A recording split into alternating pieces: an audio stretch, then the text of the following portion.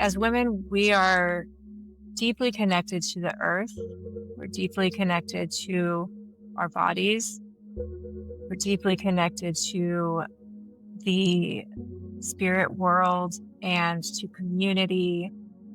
And I see so many women that don't know these things about themselves and that have lost their voice and lost their power. And when I bring women onto the retreat, what I want to communicate with you is you are worthy of it all, and we need you. We need your voice. We need your magic. We need your medicine. I would say the number one thing that I'm seeing is stuckness. That's what they'll describe it as. I just feel stuck, and a lot of grief and anger because they haven't felt that they are worthy inherently. They spent their life people pleasing and trying to fit into a box that doesn't fit them. A lot of women that come to my retreat are in their 40s and 50s, and I think that's the decade where they are just ready for something different. They are so over the conditioning that they have agreed to unconsciously and are ready for something different. If you've spent years being the steady one, the problem solver, the caregiver, the leader, it's common to hit a point where the life you built just doesn't fit anymore. Sarah's groups are small circles of women who use words like stuck, or tired of being strong, or ready for something different. And she's very explicit. You're not coming here to be fixed. You're coming here to remember your own worth and power. So if you're somewhere between I can't keep doing it like this, and I'm not sure what comes next, this is the kind of retreat that can give you space to exhale, feel, and start listening to yourself again. So about 10 years ago, my husband left me very abruptly, and I had 2 babies, and it was quite brutal. And I was left with a lot of healing work to do, and I wasn't sure which way to turn, but a path opened up for me. It started with mushrooms in the form of microdosing, and from there, I found myself in a medicine ceremony quite quickly. It was this sense of returning home in a way that I can't really compare anything else to. And it became really clear to me that I have been sleepwalking through my life. Life becomes so hard sometimes. It becomes really easy to disassociate and disconnect, and that's what I did. And the message of the mushroom, and anybody who sits with mushroom or other plant medicines gets the same message eventually. The message is wake up, because this is life.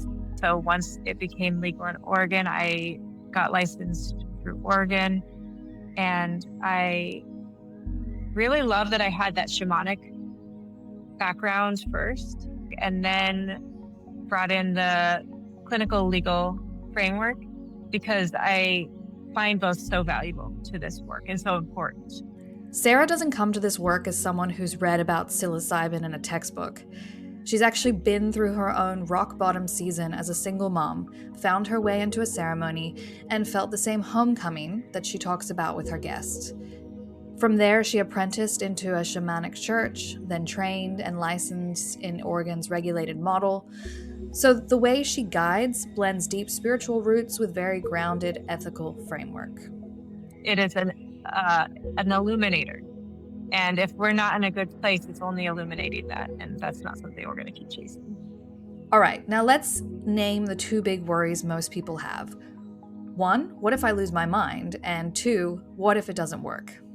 So on the safety side, psilocybin is carefully screened for things like psychosis risk, and Sarah points out that in the substance charts, it sits very low on the scale of harm, far below the legal drugs most of us live around every day. And on the expectation side, she's very honest. This is not a last-ditch miracle. It's one powerful piece of a bigger healing path. It's best for women who are already in or open to therapy, community, and ongoing practices. Because it is legal, it's very regulated by the state of Oregon, and there's a lot of safety measures in place. And so that first safety measure is the medical screening that is done by a psychiatrist or a medical doctor to make sure that one is eligible and doesn't have any contraindications.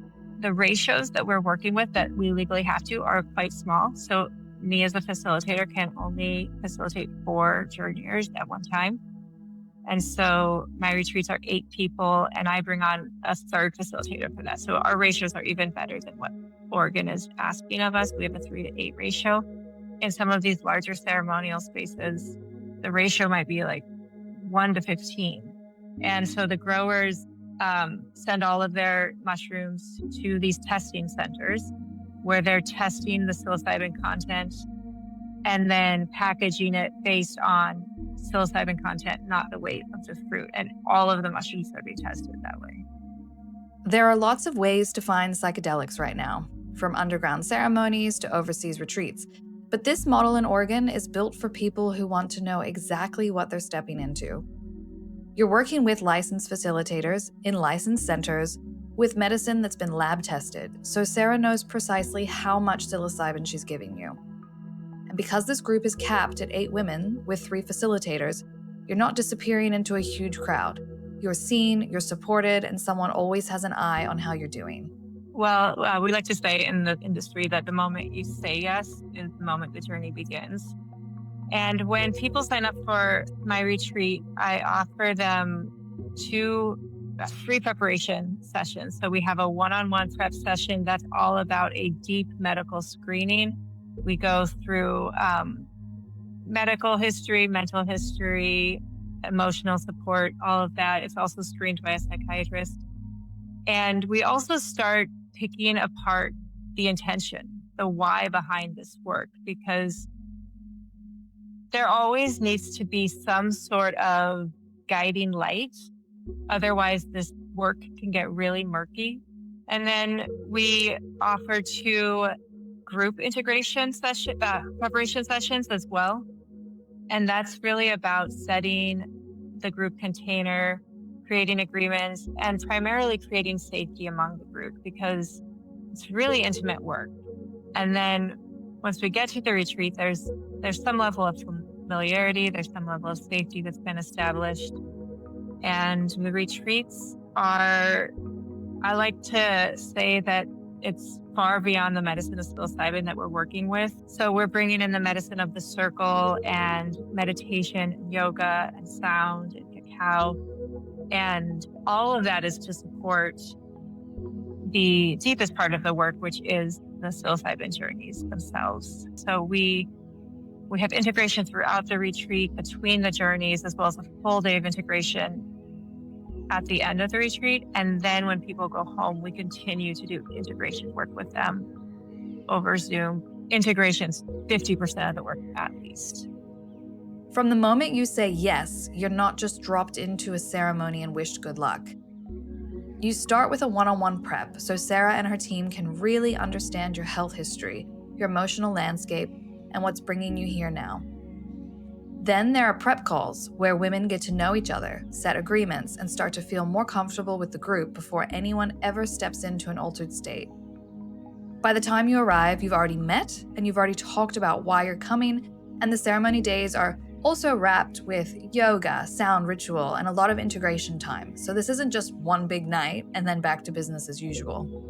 We arrive on day 1 and we open the circle, and that is bringing in some ritual and bringing in some voices to start loosening up that container even more.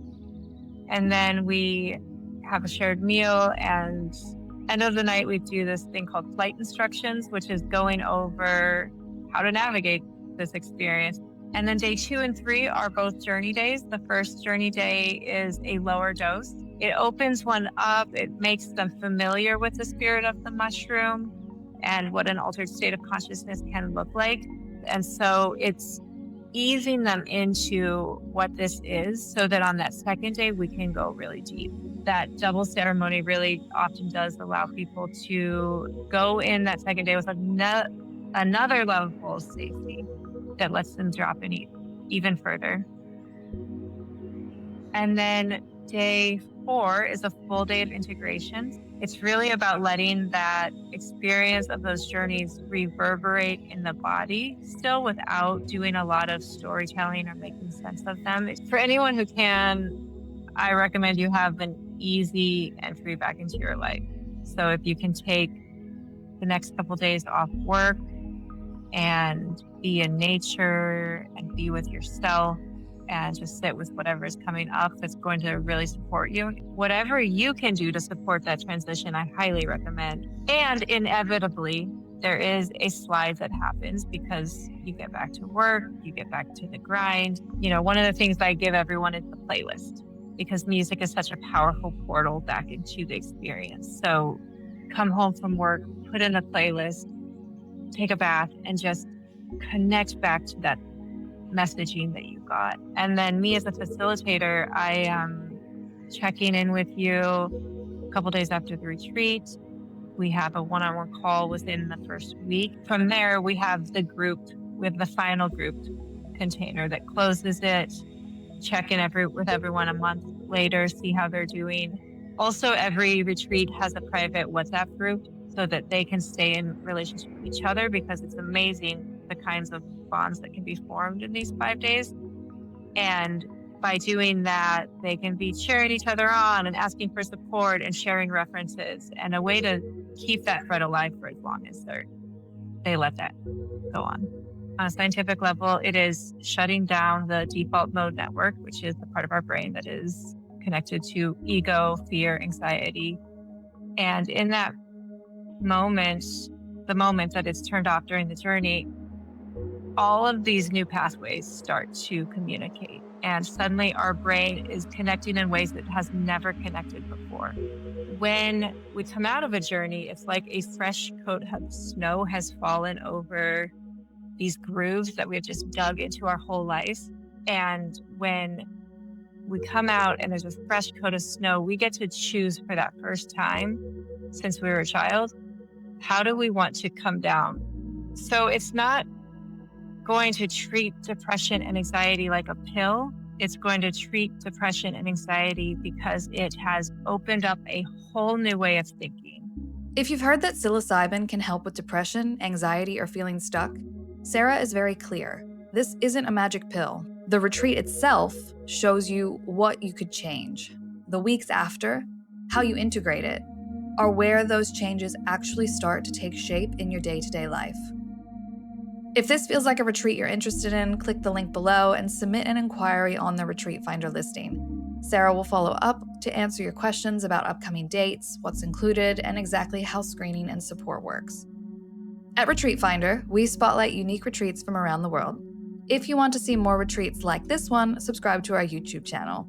It's a free thing, and it really helps us create the content that you want to see.